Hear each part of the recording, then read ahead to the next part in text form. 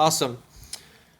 Well, Doug, thank you so much for sitting down for the first episode of A Name for Yourself podcast. Yeah, Gonna have a cup of coffee, chat about that's fancy. business, purpose. Yeah, it's come in handy quite a lot. I like it. Yeah. Even the LED lights. Yeah, so we'll give it a few minutes. It'll boil. We'll do a little fancy pour over coffee. I got this 1850 Pioneer blend. I like that Pioneer. Yeah, because that's what you are. Uh-oh. Pioneer. Yep. So that's what we're talking about. Unofficial sponsor, unless you want to be Folgers. There you go. Go ahead, sponsor. Give us some money.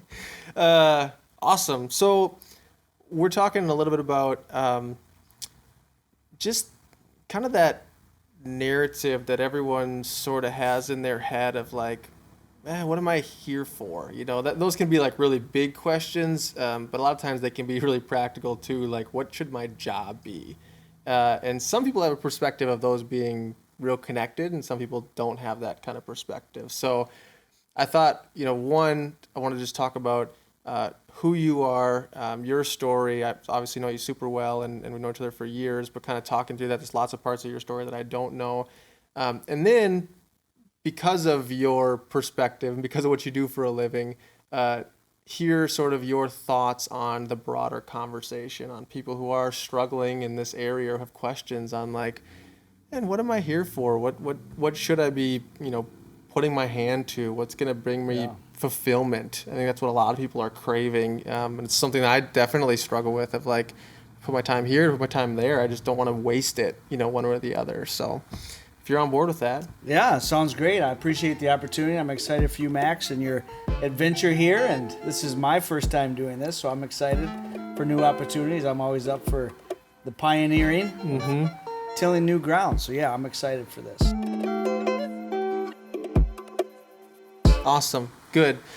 So you're senior pastor at Grace Life Church, just over 10 years. 10 years. It was like went fast. A couple weeks ago that it was 10 years exactly, right? It's really hard to believe it's been 10 years. Yeah. And we're still there. Yeah. We just finished a pretty big building project, which is significant. I mean, just one in terms stretch. of capital and just kind of the faith side of it, of all that. But prior to being a pastor, you worked in business and you were on kind of the administrative and project management and all that. So you kind of have that more business-sided background. Was that a stretch still to do this building project? It was definitely helpful. Working with a couple organizations that had big vision. It was nice being a part of organizations that dreamed and thought big.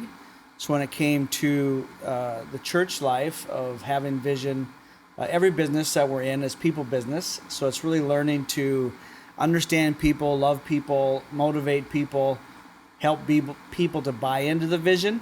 And so I think it was helpful coming and being around visionaries prior to coming to the church full time 10 years ago. But still, every step of faith requires faith. And so the process itself was a lot of fun. And now it's fun to see the fruits. When you're in those seasons of stepping out of the boat, per se, it's a little scary when you have a vision and you cast out the plan and you lay out the plan and it isn't coming the way you had hoped it would. Yeah. That's really when your character is being defined. Like, did I really hear from God? Is this the right path? Yeah. And so you really find out in those moments really who you are and who's in charge and who's not. And but in that process, one of the things I learned from that is praying the desired behavior. So we started the campaign like 7 years ago for the building. We've been in it 2 years. So it was 5 years from the start of the campaign to where we've seen something. But I remember it kind of died momentum, and I remember getting nervous, like, is this ever going to happen? People asking questions like, when you going to build? And then they kind of quit asking because it wasn't happening. Sure. So I just began to pray. God, I just give thanks for people getting baptized, people coming in the door, people that had yet hear the gospel. And so that was really helpful for me of going through that season of really, if it's God's vision, he will bring the provision. And he showed himself faithful. Yeah, absolutely. And you're not the kind of guy that would ever take credit, that it was you, that you led the charge. You're very much team focused. But in a lot of ways, being the senior pastor, it's hard to sort of escape the expectation that, like, you must have the answer, you must have the vision. What are we going to do? I mean, is that a hard balance, being kind of the guy? Yeah, I think you learn quickly that you're not, and but there is a responsibility that you carry as the leader. Everything rises and falls on leadership, and it is the leader's responsibility to cast the vision and to draw from the people around him. Mm-hmm. And so there was a season that we got away as leaders, as elders in the church, and really began to seek God, like, what is the next step? Mm-hmm. And it was really one of the other elders that said, the time is now. We need to cross the river. We need to take a step of faith. So I think it is important. God does use specific people. We see that through Scripture to kind of lead people into things or out of things. But it is a team effort, and you need to surround yourself with people that, I like to say, I like critical thinkers. I don't necessarily like critical people, but I like people that think differently than me. And I've learned in business and in church life, it's a team sport, and you have to have people around you that get the vision. They have the same desire, the same direction. But you learn to listen to them and trust the people around you as well. Mm-hmm. So not everything that happened obviously was my idea or my desire, but it's also creating spaces for people to make decisions and take their ideas and their initiatives and make them happen. Yeah. Awesome. So obviously being a pastor, that was probably your dream your entire life. You were probably kind of like an angel when you grew up, and you knew that you were going to be a pastor, had a good life, and then stepped right into it. Yeah, it was just like my whole plan was written at a young age, and I just walked into it. No, absolutely not. Growing up, I grew up in a small community. I had wonderful parents, but it was more survival than thrival in life. It was just trying to survive. So I had a very small picture of life. Mm-hmm. Didn't travel much, didn't see much of the world at a young age. So I had a very small picture of impact and purpose. So I'd say at an early young age, I loved the outdoors. I loved to hunt, I loved fish, I loved to experience what God's created. So I had a desire to work for Department of Natural Resource. So I went to Brainerd, Votech, and I was there. And they're like, if you're here because you want to be a game warden and you want to be involved in the outdoors, you realize them are the weekends that you're working, there's the weekends you're going to want to be hunting. I'm like, oh, this is a mistake. So yeah, in those early 20s, it really was asking those questions of what am I here for? What is purpose? What is value? What does success look like? And I remember reading a lot of books and asking. We didn't have a lot of money, so I thought having money was what success was. So I started reading books, and I started asking questions from good leaders. I've learned that's what a good leader does, ask good questions. Mm-hmm. So I started meeting with my Uncle Bernie, which was my spiritual mentor, and just asking him questions about the Bible, about purpose, about jobs and careers. And I've learned quickly that it isn't about success, it's really about significance. Mm-hmm. And so I never really strived to be a pastor.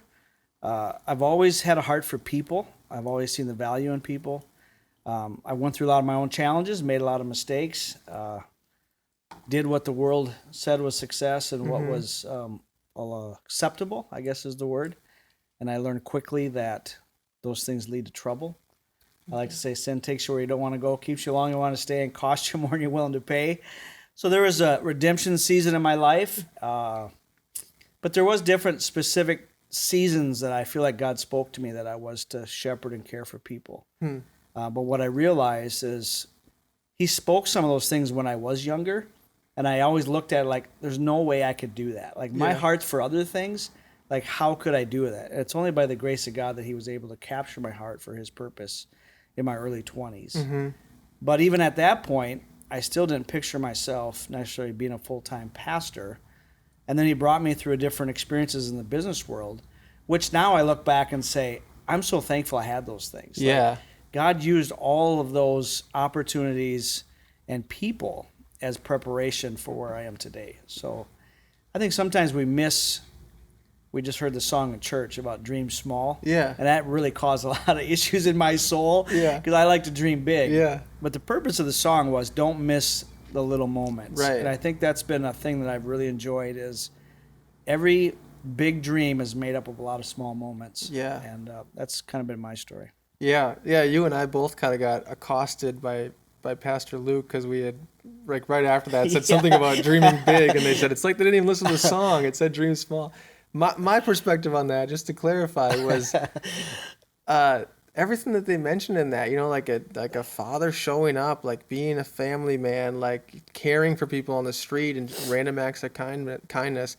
Those are big things. They are. Like, those are really big. We really can't calculate how important they are. So I think we're saying the thing. Different language, but same thing. Yeah, so that individual that graduated, that we were highlighting there. Yeah. So I went to his graduation reception later that day, and my wife typically gets all the cards and stuff ready. Well, that one she wasn't able to because she was getting ready for a shower. So I had to go to the drawer, and I read the card, and it talks about dream big, like right on the front cover. So I get a pin, and I cross out big and put small with a smiley face. So it was just interesting. Yeah, that's awesome. But I do agree with in those small moments, and really the whole kingdom is all built around obedience. Mm-hmm. The fall of mankind was because of lack of obedience, they were told not to eat of the tree of knowledge of good and evil, and they disobeyed. And so really in business or in life and purpose is really learning to hear the voice of God and to obey even in the small things. Yeah. And with the campaign and in the building, one of the things the Lord showed me early on was Pastor Luke and I were driving down East College Drive, and I'm sure I've shared this story with you, but we're driving down East College Drive, and I seen an individual that I used to work with in business, and I heard he had cancer.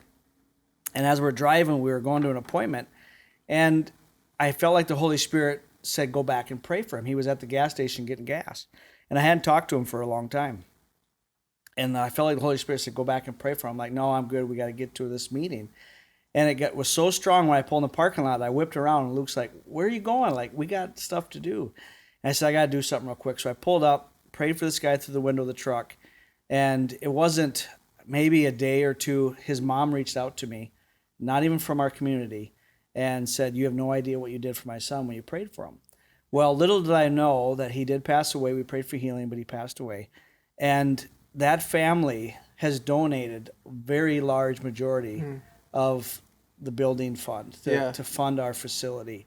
And so my point is God provided those little opportunities of obedience. And so as a leader, we need to think big, but we need to listen to the small voices and to obey. Yeah. And God works in those opportunities. So I've learned I don't want to miss those opportunities. And through that, it wasn't even about the money. It's really about the relationships of the people through that process that's been so valuable. And they've been a big part of reaching them, a lot of the people we've reached. So it's been great. Yeah, I think that's a real struggle. I don't know if it's unique to millennials. Every generation has that, but it's the idea of whether it's that specific opportunities, certainly, probably even a little bit more broadly, is where I'm at in life. Just feels like I'm waiting for where I'm gonna land, And so you talked about like different opportunities that you had that at the time maybe felt right or wrong. They just were what you were doing. Now you look back on it and it looks very right. It's like, I should have been there, then I was there, then I was here. It makes sense to me. But when you're on that ride, it's kind of like, where's this thing going? What's going on here? It's so true. My daughter, she just graduated 8th grade, and she was asked to share at their chapel, and she spoke on contentment. And man, I learned a lot from my 8th grade daughter. Yeah.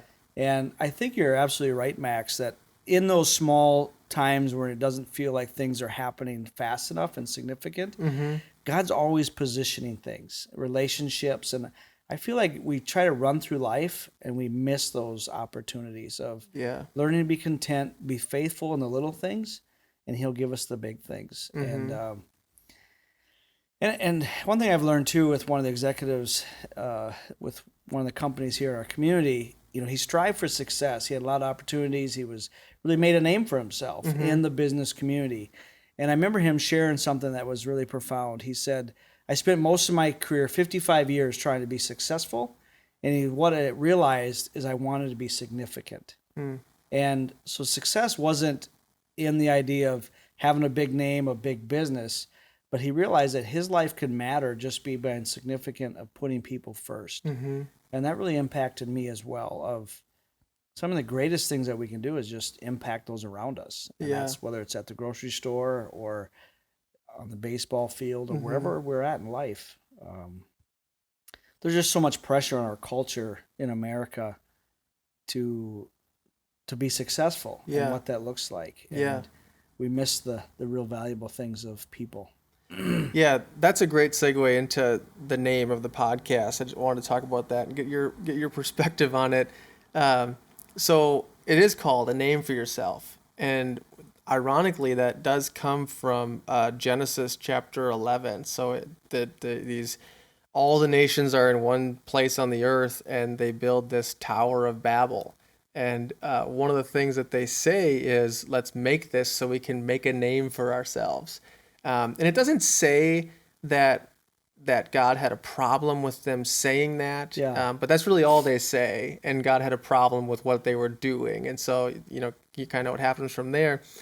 But my question is, as a pastor, but also as someone that dreams big, how do we balance that? I want to work for the kingdom. I want to put my hand to noble things. I sometimes can't help the fact that I just have big visions, but I don't want to get caught in doing it for the wrong reasons. How does a person kind of navigate their own heart in those ways? Yeah, it's a really good question, Max. And I'm really excited about what you're doing here. And I think it's going to help a lot of people hopefully just get a greater framework of a life of purpose and of value. And a lot of it is coming down to, why do we exist? Why am I here? And what am I living for? Like personally, I have my own personal mission statement. Mm-hmm. So it helps me clarify what I do and what I don't do and how I make decisions and then personal values. So I think that is one way that helps kind of frame some of that up. So I think it is a challenge of having vision, being a leader. I remember Zig Ziglar's book, See at the Top. When you open up the cover, Mm-hmm. one of the first things it says, you make what's important to them, they'll make what's important to you. And I think it's really important as a leader that we, some leaders may look at people and say, what can I get them to do for me? But a true servant leader says, what do I have that helps more people? So I'm always trying to look at individuals like, what do I have, resources, positions, abilities? Thank you, sir. Yes. What do I have that other people need Yeah. that I can help them be successful? Like if I sit down with someone like yourself, like I want to know what your dreams are. What are your goals? What Yeah. are your ambitions? And I believe God is a creative God. I mean, look at his creation, Romans 1, it talks about that. And I think that's an aspect of a man that he put of being creative and to conquer and to build. And I think in our culture, sometimes we really squash that. And obviously we know it's sometimes used for the wrong purposes to build Yeah. something for themselves. But I do feel like there's something in us about when we put our trust in the Lord, he gives us the desires of our heart. And it's his pleasure of a father to fulfill things that he puts in our heart. And so I think he gives us dreams and desires. And what I've found, it's fun to dream bigger, because then when God fulfills it, it's like, but God, like only God could do that. Sure. Yeah. Yeah. So I think there's an advantage of dreaming big. If the dream's too big, it's just an echo. That's a problem. Yeah. But I do think there's a part that God has given us in the kingdom mindset of doing things that are beyond our own ability that causes us to have to trust in him. So I look at people not as an opportunity to get them to do what I want or how to build what I'm trying to build, but what do I have to help build people? Every business we're in is a people business. And it's all about relationships. And I love people. I love to see and create spaces for people to connect. So I don't know if that answers your complete question. But I think it makes a lot of sense. I mean, I think what I heard in that is one of the ways that you might know you're on the right track is if you're guided by more of a selflessness than a selfishness. I mean, if you really have a desire to build your own thing and see all these benefits happen, you just might be on the wrong track, and you might just end up spinning your wheels a lot, get really frustrated. But if you're kind of on the track of, what can we do? What can I help other people accomplish that in turn builds this vision that I feel like is growing in a mind. Well, I think, and again, things come back to the kingdom, and that's why the kingdom of God is so different than the kingdom of the world. That God wanted a relationship with us, so therefore He sent His one and only Son to die for us. He gave His one and only Son. So the kingdom of God is really built on this premises that if you want more of something, you got to give what you have. So it's really the kingdom principle and the world's principle. If you want more of something, you got to take it. You got to demand it. You got to go after it. Yeah. It's like Malachi 3:10. It says, "Test me and see. Give of your first fruits, and I'll open windows of heaven and pour out blessings that you not be able to hold on to." So if you want more money, you really need to give what you have, and for the right reasons. That you realize everything we have is the Lord's anyway, and if we can't live off 90, you're not going to be able to live off 100. Yeah. So I think the idea of building things or building a name for yourself really is the why. Why do I exist? And it's not building things, but building people, and really taking what you have and giving it. It's kind of like in a marriage. To have a great marriage, you got to give of yourself. You got to lay down your life. Ephesians 5, that we as husbands need to submit to one another, reverence to what Christ did on the cross, and to really lay down our lives for our wives. And it doesn't make sense to the world. Yeah. Yeah, and then there's another side of it that I don't even think I can really articulate or understand, but I know it's true, and you'll know it's true too. But we sometimes have this belief that whatever I want to do, if I just fit it into a formula, kind of like what you just said, like, well, let's just make sure it's very giving. Let's make sure it's Christian. We'll put our Bible verses on certain things. If we can like brand it Christian, it has to work then. Right. In those, I mean, how do you make sure you're not going down that path where it's like I'm trying to formulate God to make something successful that really is, again, just for me? Yeah, I think one of the best ways to prevent that is have people around you that can speak that in your life, and people that love you enough to tell you the truth. And that comes back to that critical thinkers of, especially my wife, that she's quick to remind me if there's things that we're doing that maybe aren't right. And so I think having good people around you, surround yourself with good people, really helps. Again, having core values, I think, is helpful. Things that will challenge you. I like to say, I want to say no to good things that keep me from my best. Sure. Just because it's a good idea. As for like church life, and there's a lot of things churches can be doing right now. And I can go to a conference, and one church in a community may be doing something that's really successful. So some of the dangers is I try to take what they're doing and bring it back to our culture. So I've seen that happen. It really creates a lot of frustration and tension amongst leadership and people when you're always chasing after the next thing. Yeah. So I think it is important to have elders and leaders around you that help balance that. Sure. Yeah. But also it comes down to, again, hearing from the Lord of what you think is right. And there's an aspect that you can't be afraid to fail as well. Failure is not fatal. So sometimes we do try things. We do feel like we hear from God and we try, and things don't always work out like we had expected. And I found God's in those moments just as much as He is in the wins. Yeah. Yeah, I can attest to that. I've failed at a fair number of things so far, and I'm still here, still kicking. Can't keep me down. But yeah, there is a lot of growth that happens through it. Maybe this is part of the reason, but I feel like the next generation, I've heard, really relates through failures. And so that, just a lot of value in not hating those parts of your life, kind of embracing them. I think it's so critical. I don't remember where I heard this, but we impress people through our success, but we connect through our weaknesses. And I feel like that's another area that we all need to be reminded of. Not that we walk around and just talk about our baggage all the time, but when we can be transparent and real with one another of sharing some of our success as well as some of our failures, I think it connects us as people. And it feels like, hey, I've been through that. I've experienced some of those same things. So that's helped me of being around people that has shared some of what they would say their failures. Yeah. but yet God works in those opportunities. And the whole thing is that the whole story of the Bible is about redemption of mankind, how we have failed, Mm-hmm. but God is redeeming us back. So I think it's important that just because you try something, it doesn't seem to come out the way that we had hoped. Doesn't even mean God wasn't in it or Yeah. didn't ordain it. It's just Wasn't what you we expected. plant Yeah. and we water, and only He can make it grow. Yeah. So I guess if someone were watching this or listening and they're,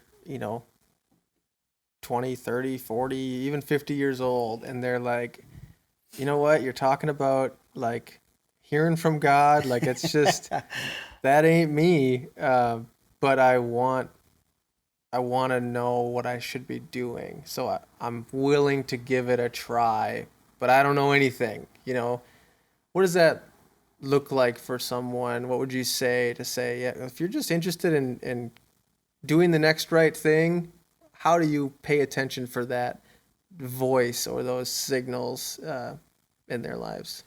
Yeah, there's a scripture says that you receive not because you ask not. And I think that one of the greatest things being a dad with 3 young kids, as their father, I love it when they come to me for things. And it is the heart of the father to do what's best. There's times I tell my kids no, like when they're little and they wanted to shoot a gun. I'm like, no, this isn't the right time. And I say that to protect them, but it is my heart to create opportunities and help them grow. But there's many times that they come and they need to ask. It's just a show of submission and authority. Mm-hmm. So the whole idea of the kingdom is all about authority. And so I would say if someone's really questioning God or where I begin, I would say just begin to ask Him, that He would reveal Himself. I remember when I was in my early 20s trying to figure things out, and I went to my uncle and just started asking him questions. And he, encouraged me to start reading the Bible and just have an open mind about things. Because I had a lot of questions, different translations of different religions. So he really led me on this journey of God's just there waiting for us to begin a conversation. So I would just say, just begin to talk to Him like a friend, like you and I are today over a cup of coffee. Like, God, if you're real, I have some questions. Can you just, and it's amazing how He shows up. Yeah. Yeah, you feel like God almost responds to those sort of, those challenges of faithfulness. Yeah, it's not as difficult as we may think. I don't know the Bible. I didn't grow up in a Christian home. I have all these questions. Those questions don't scare God. They don't offend Him. I would just say begin to talk to Him. And I used to say, God, send someone in my path that could help me with this. And just people would show up or the answer would come. Yeah. It's fun. I think it's a father's heart to make those opportunities for his people, his kids. So Yeah. ask questions. Ask God. That's what I would say. That's good. Yeah. What other advice might you have for someone that feels like they're kind of in the middle of like, I just know I haven't landed yet. I'm waiting to land. I assume one day I'm gonna land in that profession that I picture myself in the rest of my life. Is that true? I mean, what? How do you speak to someone's perspective like that? I'm preaching to myself, by the way. Yeah. I would say bloom where you're planted, wherever you're at today. Just be faithful in the little things. Again, I think it's good to have goals and ambitions for the future, but it is learning to live in the moment and just make the best of what you have and the things that are before you. So I would I would encourage you or anybody to just look at what you have, and really thankfulness is a big part. I would say that's been prayer and an attitude of gratitude. I would like to say, I think it's maybe John Maxwell, but an attitude of gratitude will determine your altitude. Just really learning to be thankful in all circumstances, even those seasons that feel like the desert. There's seasons that we all go through. It's like a tree. Tree has growing cycles, and we as Christians or people have the same thing. So I would encourage you or others when you're in these stages of learn to be thankful where you're at and learn to be content. But that doesn't mean you're not pressing on or pressing in to the next thing. Yeah. That's one thing I've learned about you, kind of just observing you. I've been through seasons where it just feels like everything is upside down and it's crazy. And one of the things I just grown to appreciate about you is you're just steady, at least on the outside. You know, I can always count on you to be that even tempered. Let me give you a grounded perspective. Let me just ground you for a second. That your perspective is just oftentimes more uh, eternal, bigger focus, not so much in the detail of what is maybe happening right now. But I also know that you're always thinking about the next big thing, the next big, whatever it is, it's a project or maybe a vision that you have for the future. So, do you have anything that you would want to share in the categories of just vision, where you feel like you're going, or with your family, or anything that you've been thinking or praying a lot about lately? Yeah, I think one of Ben Goodman is a dear friend of mine, and one he would always say, the secret of Doug's success is his prayer life. And I feel like I don't get up early in the morning and spend 2 hours reading my Bible and praying every morning, but I do get up and try to get in the hot tub and overlook our backyard. And I am constantly in this state of thanking God for what He has done, and also asking Him what's next. So even throughout the day, I feel like I'm in this constant conversation with Him of, it's not this religious, like, I've got to pray. It's like, I get to communicate with the creator of heaven and earth. Yeah. And He loves me, and he's walking with me. He's for me.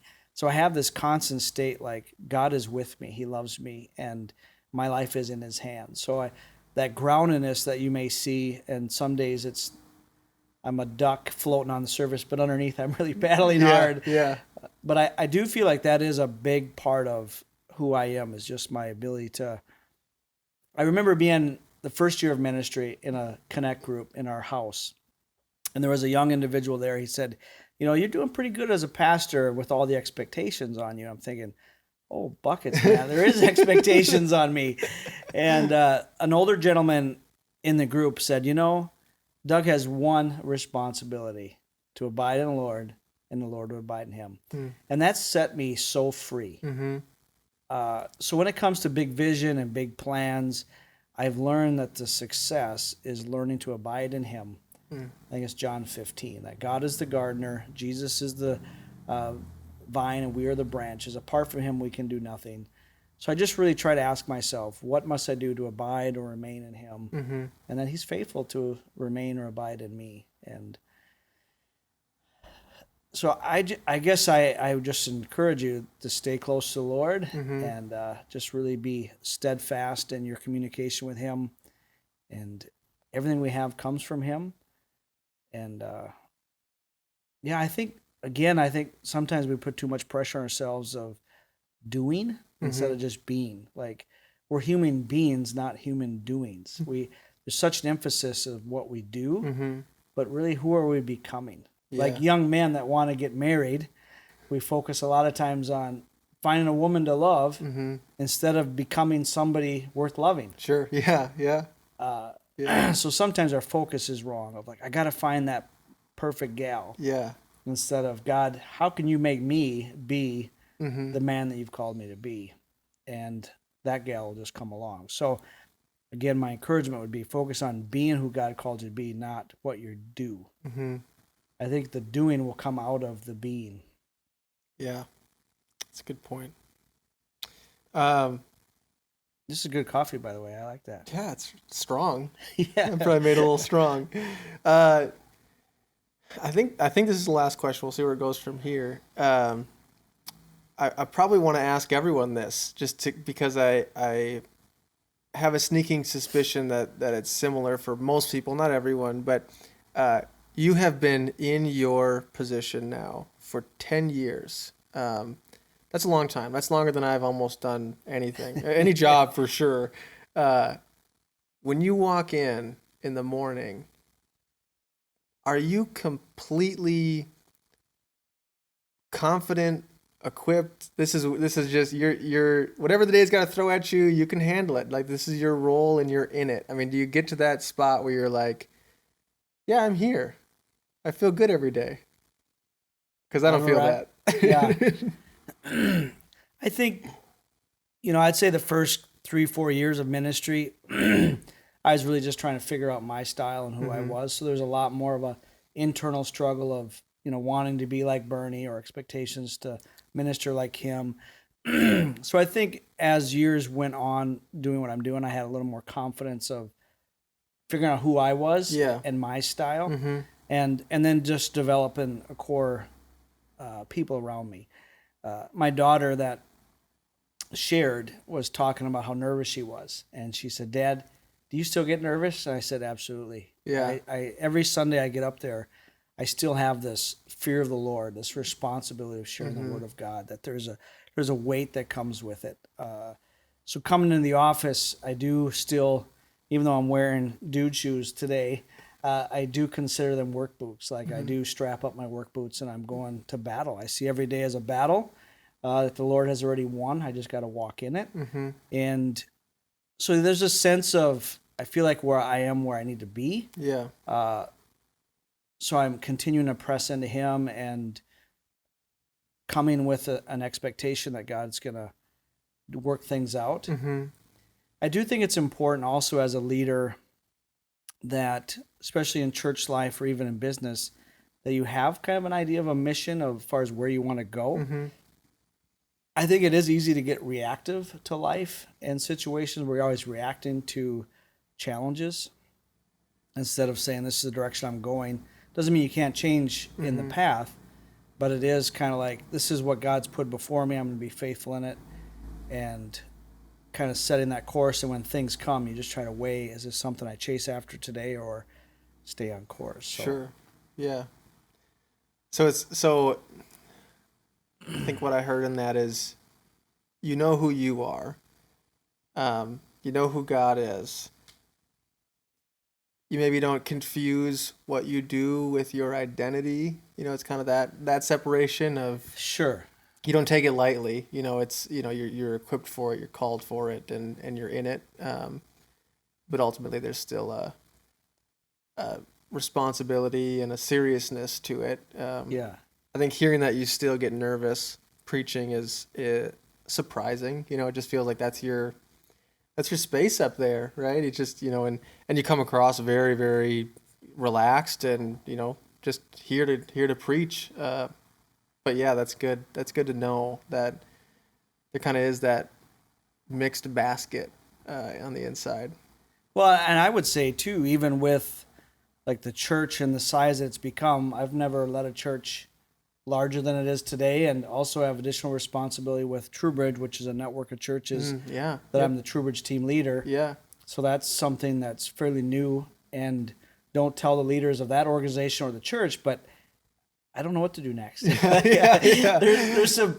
I just had this conversation. I was meeting with somebody before I came here, and we were talking about staffing and different positions for the future. And I have a lot of things I'm praying about, but don't tell my elders. But I don't know what to do next. So I know that to shepherd and care for the people that are coming, I need to do something. And not doing nothing is something. I don't feel like it's the right answer, but. So I don't want to force things to happen. I don't want to try to make things happen. Like Abraham and Sarah had a promise, and they got tired of waiting, so they forced things. So I am in that state right now of I'm content where we are as an organization. I feel like God's doing some really neat things, and it's fun to see. I'm seeing some discipleship where people that we've poured into are pouring into others and seeing fruit. So that's really exciting to me. But all of a sudden you're seeing these people getting baptized and things happen. It's like, how are we going to care for all these people? Yeah. So there's this weight. It's like, we need help. We need to make some decisions. We need to step out and have some faith of hiring some other team members that will help shepherd and train people. So I do have a lot of those things that I'm weighing on that I don't have the answers for. Yeah. And I may not come up with the answer. Somebody on our team may. Like, I think we should do this. So I understand where you're coming from, and I am in those positions as well. But I do believe, and this is where, like with David, he went to fight Goliath when Goliath would come out and mock them every day. Because when we make up as leaders, every day something's mocking us. There's a Goliath that we're faced every day, and the army of Israel would run in fear. But David said, "Who is this Philistine that mocks my God?" And he went towards the problem, and he says, I know that my God will help me defeat this Philistine because he's helped me beat the lion and the bear. So I think part of it is when we look at these challenges that are before us, whether it's our career or business opportunities, is we talk about how big God is, not how big our problems are. So you begin to pray like, God, I don't know. The way around. Talk about how big your God is, not how big your problem is. Yeah. Okay. Yep. I get it. And not just talking about Goliath and how big he is, but and then just beginning to pray like, God, you're faithful. You've done these other things. You've led me this way. You've cared for me, and I know you're going to show up. I don't know how. Yeah. But I know you will. Yeah, that's kind of probably the other side of your personality that I didn't speak to, but there is this contentment and this steadiness, but that steadiness is also matched by an extreme boldness. You know, you steadily move the ball forward. You know, you don't have these grand gestures where you get, you know, hot on something for just a few months and you make some extreme progress and then you burn out and it sits for a while. But it's kind of similar to like that tortoise and the hare story of like, don't take your eyes off of Doug because every day he moves it forward a little bit more and a little bit more. You know, I think it's because you're a man of prayer and you're, you know, just a steady leader and you have people around you that you look to and ask them what their thoughts are. You pull people in really well. You're an extremely good connector, you know, just into the community of, hey, I know this person that goes to our church that just came Sunday. They made this one comment about, you know, the experience that they have and something they want to do. And you talked to someone last week at a gas station that was looking for a person and you link them up. I mean, it's just like, it's really like a spiritual gift if it could be. So, I think overall I could probably say a lot more kind things about you, but it just would go on and on for too long. Yeah. Well, I'm proud of you too, Max. As a young leader, I appreciate your boldness as well and stepping out of the boat and saying, God, if it's you, tell me to come. And we know Peter took his eyes off the Lord and he sank, but God still picked him up and he said, why do you doubt me? So we need to trust the Lord and take steps of faith. And this has been a great opportunity, and I'm really excited to see your future as well. This is going to be fun to see the next steps. And hopefully. Yeah.